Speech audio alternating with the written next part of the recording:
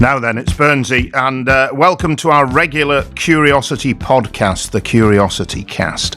Every episode, we take questions asked by members of the public in Hull and try to get them the best answers from the very best brains in the city. Not all questions are about Hull. They can be about whatever you want to discover. On this episode, the Doctor will see us now. Dr Jill Howitt is a Doctor of Art History and co-director of Hull's cultural project, The Critical Fish. We'll find out what that's all about with some laser-focused questions. Their latest project is the Critical Fish Trail, which opens on the 25th of October at the Pier Street pop-up space in the fruit market. It's not about for long, so get a wiggle on if you want to see it. It's both a celebration of the city's popular fish trail and an exhibition of new art inspired by the trail. It all sounds extremely fishy. Steady yourselves, because here come the puns.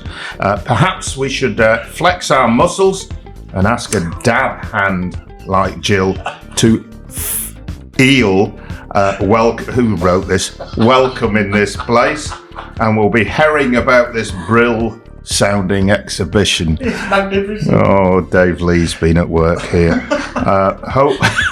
This is the worst one coming. Hopefully these puns won't mackerel queasy, and I still don't get that one. I can only apologise. Oh dear. Right, Jill, nice to see you. Let the madness stop and the serious stuff commence. Tell us about Critical Fish. What is Critical Fish, the organisation, before we get to the trail and all that entails? Yeah, thank you. Thank you for that. And thank you for the opportunity to come along and share some puns today. And before no more puns, I promise. Can I say, before I say about the Critical Fish, the fish trail is full of puns. I'm sure people are aware of that. It? Yeah, like a place on the marketplace, a catfish chasing a dogfish. Like Gordon Young's fish trail is full of puns. It's full of fun. So, yeah. Right. So there we go. I didn't know that. I just wanted to stick a lot of puns in. Yeah, I didn't know that either. So you've educated us already. Yeah. So the Critical Fish is a magazine, really, and a project, arts-based. We began in 2018. It's really began with myself and Lauren Saunders. And we wanted to set up a magazine really on the back of City of Culture, on the back of 2017, to promote criticality and discussion and debate around art and visual culture. That was our original remit. Remit sounds serious. So at the outset, we produced two kind of major publications, quite big ones. And then I think we were kind of hit by lockdown, and we sort of changed into doing workshops, doing stuff online, setting up a website, kind of adapting to lockdown. And since then, really, we've done a mishmash of different things. We run workshops, we do projects with young people. Lauren's just done an amazing little zine with Rewilding Youth. So it's a mishmash of things that come our way. But we have become, over the years, more and more environmentally focused. So I'd say a lot of our work is around the environment, around nature. What drove that sort of change in emphasis? I suppose our own experiences and views, really, and the feeling that you could use art and culture to highlight and draw awareness to environmental and nature issues that we're all facing. Right. Yeah. And perhaps our work with young people as well. You know, what's the world they're growing up into, that kind of stuff. Are you still a magazine? Yeah. All right. Okay. We don't. And when does it come out? Yeah. And where do you get it? If and when. You know, we're not. We're not hugely funded. In fact, often we're not funded at all. Right. So it's when we can, really. At the moment, up until this project, we've probably been producing more like small zines rather than the big publications, and they're always free. So it's quite an amorphous organisation, isn't it? Very much so. You just tend so. to move where you need it. Exactly, yeah, like fish. Really. Like a superhero. we go with the tide. And so is there a back catalogue then of critical fish sort of, do you say zines, like fanzines? So the first two were anchovy and brill. So instead of calling them issue 1 and issue 2, we were going to name them after the fish trail. And alphabetical. Well, So 3 was going to be cod. yeah, good point, because although there are fish for each letter of the alphabet, they don't run alphabetically round Hull. So it does start with anchovy and it ends with zander, but after anchovy it goes to lobster and then cod and then... Yeah, but your magazines aren't going to. So our magazines run alphabetically, but Yeah. everything in this Critical Fish Trail project runs according to its position in the trail. So when we put them round the gallery in Pier Street, we'll start with anchovy and then we'll have lobster and then we'll have... And it'll run round the room like that and anti-clockwise. So you can imagine you're starting at Victoria Square and then going out towards the estuary and then coming back and up along the River Hull and back into the city. You should see the beam on Dave's face. There's a little bit of mystification as well. This is producer Dave Lee, by the way. Unnecessarily convoluted, and I'm fully approve of it. No, exactly. I don't. It doesn't sound convoluted. It sounds fascinating, David. It's fascinating. But actually, to answer the question, so we started off with these, more official issues, and then because of funding, we started doing small things that were project related. So we did a summer school for children or young people. So we produced a zine for that. We did a zine just to celebrate the date. Oh, what was it? It must have been 22/11/22. So, symmetrical date. Yeah, Right. the same forwards as backwards. So we invited artworks that were all the same forwards as backwards. Does that make sense? Yeah, I'm trying to what it's Palindromic. Palindromic art. Yeah. Never heard of it. We did a project. No, because there isn't a thing called that. Now there is. Thank you to Critical Fish. Then we did a project with Hull College, with the 14 to 16s at Hull College. And that was environmental. So we called that the blue-green zine because we looked at like blue spaces and green spaces. And then we did the Rewilding Youth. So since lockdown, instead of doing the bigger issues, we've done smaller zines that are project related. Before we get to the questions, and we do have some questions, give us the big picture of the Critical Fish Trail then. Give us the vision. The Critical Fish magazine started with the fish trail in mind, just playfully. We were looking for a title. We liked the sort of irony or humour around fish and Hull. And I liked the idea that I think the trail takes you to new places and also helps you revisit familiar ones, but with a new perspective. So that was behind, when we set up the magazine, those ideas. So the vision for the Critical Fish Trail is to really focus on the trail and celebrate it. I think it's wonderful. Gordon Young's trail is a fantastic thing. It's full of, it's very diverse. Each fish is very individual.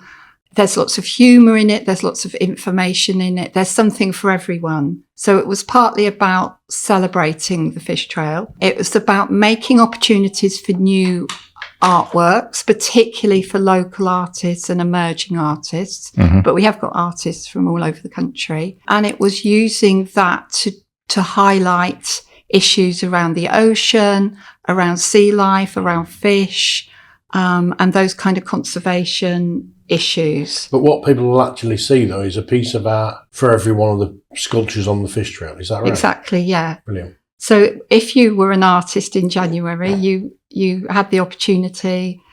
We contacted all our networks and said, do you want to be part of this project? And if they did, they wrote in and they were given a fish. It was sort of drawn out of a hat. So they might have got lobster, although lobster's not fish, or anchovy or brill. They were just given that and invited to make something in response to that fish in whatever medium they were used to working in. So We've got embroidery, we've got painting, we've got animation, we've got photography, we've got poetry. Whatever the artist wanted to produce, there were no stipulations other than respond to that as a starting point. And then at the same time, we've produced little fish profiles, which are exploring a little bit about the conservation issues with that particular species. Are they endangered? Are they thriving? Are they threatened? Are they delicious when cooked with butter? You can tell he's a restaurant critic, can't you? Yeah, and some of the just fascinating facts that we found out about the fish. So we did the sort of art response, and then there's a little bit of, I guess you would say, marine science and putting the two together. You know, we really found out amazing things about all these different species, and hopefully the project shares that. Right. There are people shouting at the CuriosityCast now saying, okay, lobster's not a fish. I get that. Isn't, yeah. What's a lobster and what's an imposter lobster doing in the critical? Crustacean. Right. Okay. Well, I'm just checking. Mussels are bivalve mollusks. Squid are cephalopods. Am I right? Sounds right, yeah. I do know quite a lot about fish. Brilliant. No. I wish we'd known you earlier then, and we could have. Cod and mackerel are pelagic fish, which means they come from the middle of the ocean. Yeah, I knew that. I could go on like this all day, and it's going to get increasingly boring. It was. I was just biding my time to step in on the CuriosityCast. So we're going with whatever Gordon Young's got on his trail. Right. Okay. He calls it a fish trail. So sometimes I put fish in inverted commas because they're not all fish. Fish and fish adjacent trail. And sea life, yeah. Yeah, that's not exactly snappy. No, this is why they're shot. You're not selling that. Just, we've not said, well, we've sort of said where it is, so we'll get a plug in at this juncture. Where is it and when's it happening? Okay, so it starts really with the website. So the website's up and running. So people search Critical Fish Trail? .co.uk, yeah. Okay, find it.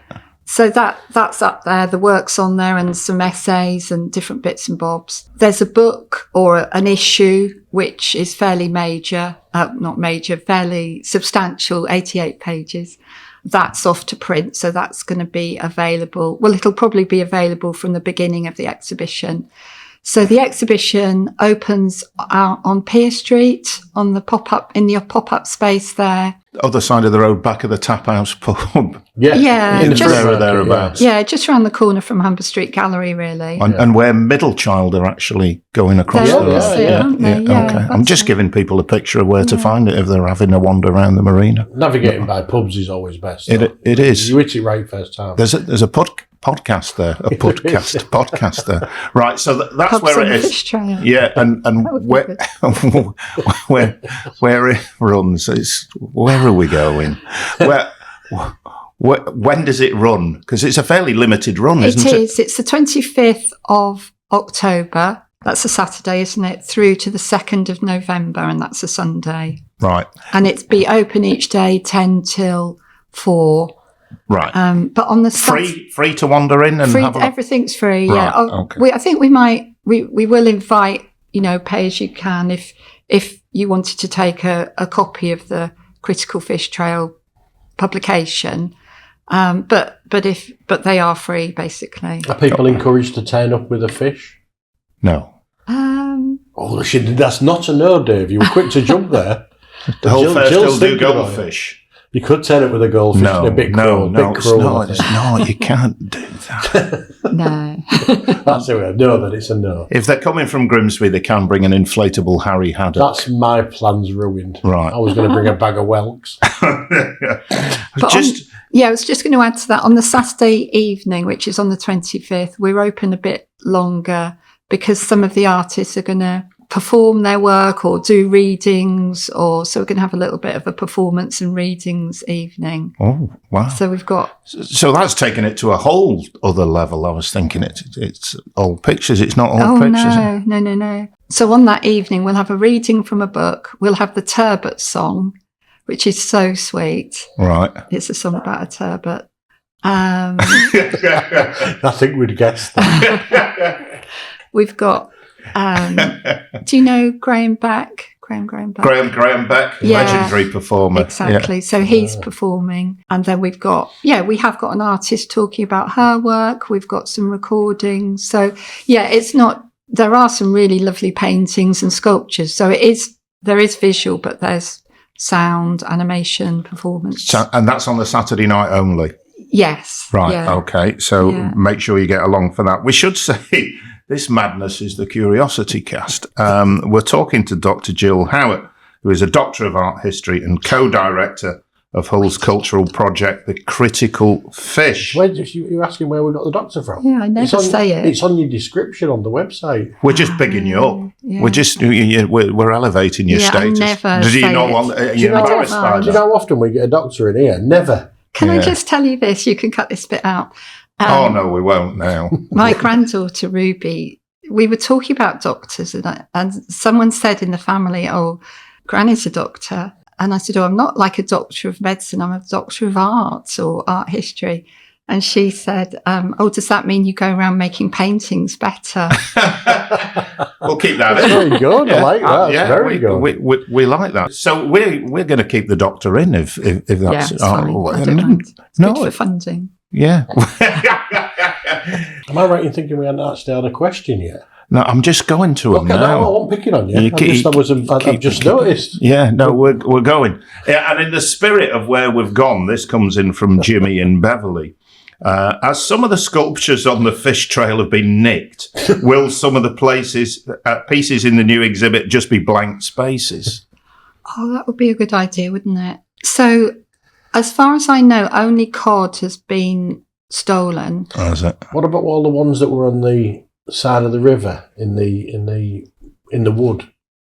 There was loads of little fish, weren't they? I think they've all been thieved. They've been stolen, have they? And obviously some are removed, but hopefully temporarily.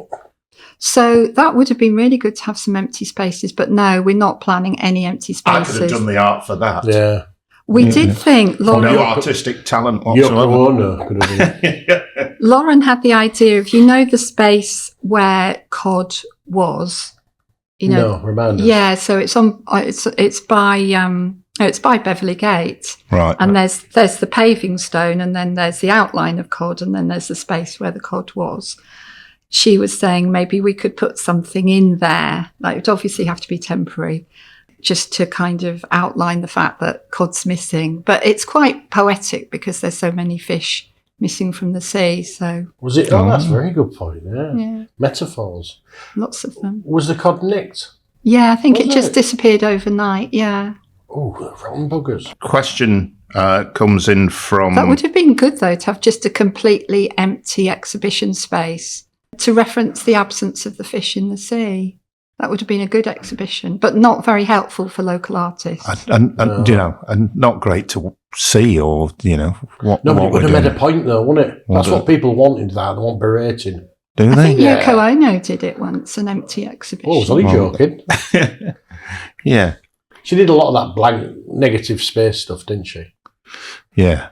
She did. She's still alive. Anyway, thank God there is stuff in it. Otherwise, I'm not sure I'd turn up. There's so much stuff in it. Right. I don't know how we'll fit it all in. I noticed for some of the fish, you've got more than one artwork. Yes, because we didn't want to turn anyone down, and people said, can we be involved? And so we said, okay, we've got two. I've got a spare mackerel in the loft. Exactly, perfectly. Explains the smell. Rosie in Cottingham, we've sort of got to this question already, really. Was each artist nominated a fish sculpture on the trail to base their work on, or did they get to choose their own? Effectively, they've chosen their own, which is what we've just found out. No, they were given by chance. Pulled out of an hat. Yeah. Right. One or two. But you've got more than one piece of art per fish or crustacean. So sounds like chaos. What might have happened there is, say we got someone saying, I'd really like to be part of it, but all of the fish were used up. I might have then thought, if they're a poet, we've already got a painting for anchovy, so maybe I'll give them anchovy. But the original concept was that you would get your fish by chance. That's really cruel, because nothing rhymes with anchovy. I was going to say, I was trying to do an anchovy poem in my head. Cod's got loads it rhymes with. I know. Cod, plod. There were one or two cases where I knew someone was like really expert on something, like Beth Lettington is a real expert on eels, so she got eel. And I'm doing starfish, or I've done starfish, and I did choose that. Without wanting to spoil it, I saw the photographs of some of the artworks on the website. Is the eel plugged in?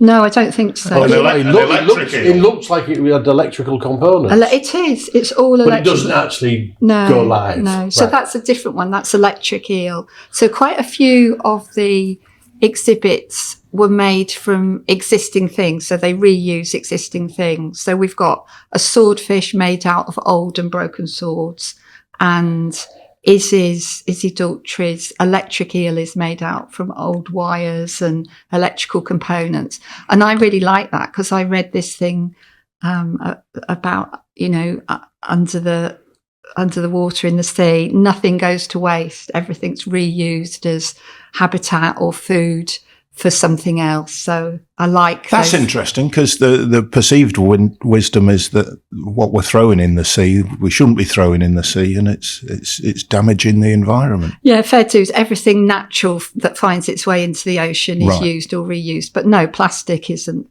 Right. Really. Just checking. Right. I thought, blimey, on the CuriosityCast, we've blown the environmental argument out the water, so to speak, but we haven't. When the little Jonathan Porritt in the back of your head wakes up, it's good. Yeah. Good for humanity. Anyway, back to, I did have a question there. And this is from Alan in Bilton in HU11. To the CuriosityCast. I like this question. I want to get into making art, but I'm rubbish. Where can I go to start improving? You didn't think you'd get that question this morning, did you? Is there any local art groups that rubbish people could join? I'd just start with a blank room.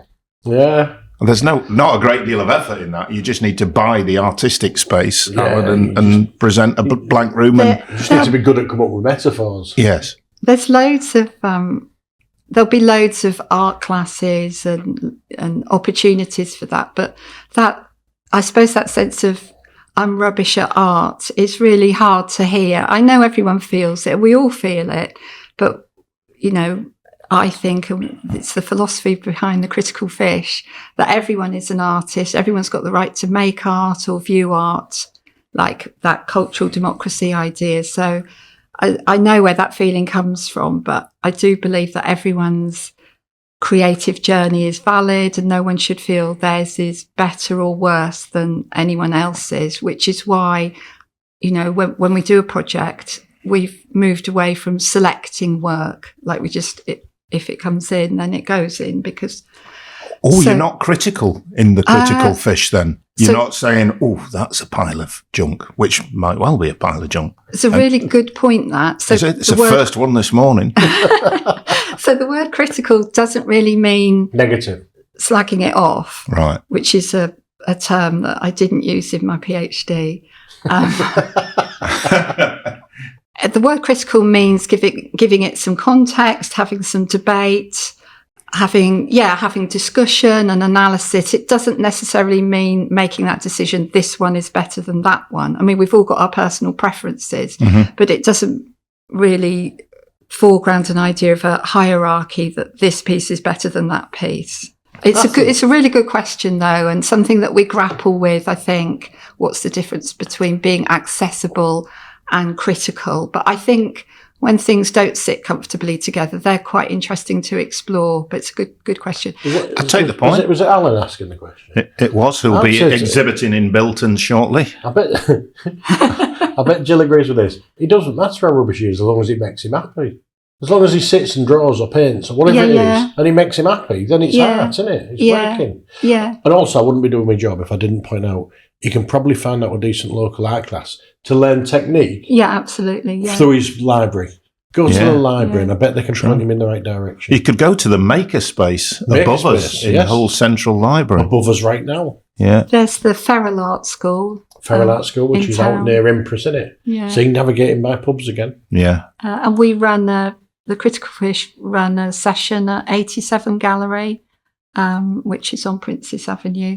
What pub's it near? Lots of them down Princess Avenue. Garbutt's. There we go. It works every time, doesn't it? And we respond to whatever the current exhibition that's on, we respond to it through creative work or writing. But perhaps I'm not the expert to say where the best place to go is, but I really hope he finds a nice class somewhere and enjoys it. So this is CuriosityCast, sponsored by PubNav. Let's go to a serious question. Sarah in Willoughby. Is the art scene in Hull healthy, or do we lag behind other similar-sized cities? That's a tough question, actually. It is a tough question. In some ways, it's incredibly healthy. But what's needed for a healthy arts ecology in a city is quite complex. I think you need a number of factors. But Hull's got a really interesting history of do-it-yourself, artist-led, local arts groups that makes a very exciting and vibrant, culture in the city. So I think the art scene is very healthy. There are some elements that are missing. Such as? Funding, probably, for things. So you say our exhibition isn't on for very long, but that's, how do you, if you've got a creative idea, how do you get a space in the city and put on an exhibition? We're very lucky, I think, to have the Pier Street pop-up space that lots of people will occupy for a week or 2 weeks for that kind of thing. But there aren't that many other opportunities other than the sort of main galleries, which are probably booked up for 2 or 3 years in advance. I want to mention one space that's incredibly interesting, which is Hull Artist Research Initiative. Have you come across that? Oh, yeah, but I've not even been down there yet. Yeah. But everybody's been very positive about it. Harry. So that's an amazing space. Where is it? It's on Francis Street. Which pub? Which pub? Oh, I forget the name of the pub on the corner. I'm sorry. That's Dave's never going. Navigating by pubs out the window. It's back from the Whalebone. Oh, there we go. We're back in the game. Anyway. I think I know where you mean. Yeah, Wincolnley, anyway. Off and back from Wincolnley. That's an amazing space. And Sarah Pennington and Harry have been putting on some really interesting performances, exhibitions, film things. So, I think it is a healthy arts ecology. I'm a great fan of local artists. I'm a great fan of the importance of local artists in a place. And I think sometimes there's maybe a little bit of a hierarchy that maybe international artists or national artists are seen as more important. But for me, the local artists in a place are really important. We're just about the conclusion of this week's episode of the CuriosityCast, which I found fascinating and really entertaining. I hope our guest has enjoyed it. She'd be wondering what the hell she wandered into. She thought she was... I might wonder what I've said, actually. Well, it's all right. You can listen. It'll be out soon. Well, it's out now if you're listening to it. We like the doctor, Dr Jill Howitt, and the Critical Fish Trail. Just remind us, Jill, where and when people can see it. Okay, so the exhibition is on at the Pier Street Pop-Up Gallery between the 25th of October and the 2nd of November. It will be open each day between 10 in the morning and 4 o'clock in the afternoon. There are a range of events. So on the first Saturday, we've got a walk. Paul Schofield's doing a walk at 10:30. We've got some creative workshops happening at the Deep, which they very kindly let us use some of their education rooms. We've got yoga on Sunday morning, yoga and breathing with sort of ocean themes, again at the Deep. The following Saturday, we've got an ocean themes event where we're going to have a bit of a discussion, some papers and presentations in order to explore some of the themes more deeply.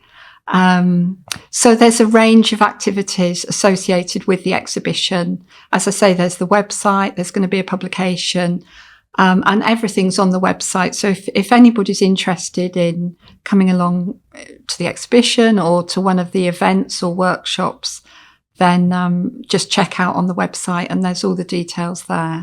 We've enjoyed your company, Jill. Thank you very much for appearing on the CuriosityCast. That's it for this episode. Remember to keep in touch with us via curiosityhull.co.uk or follow and friend us on the socials, where we're Curiosity Hull on all the main feeds. We'll be back very soon with more quality answers to whatever question you like to ask. I'm off to see if I can write a poem about an anchovy.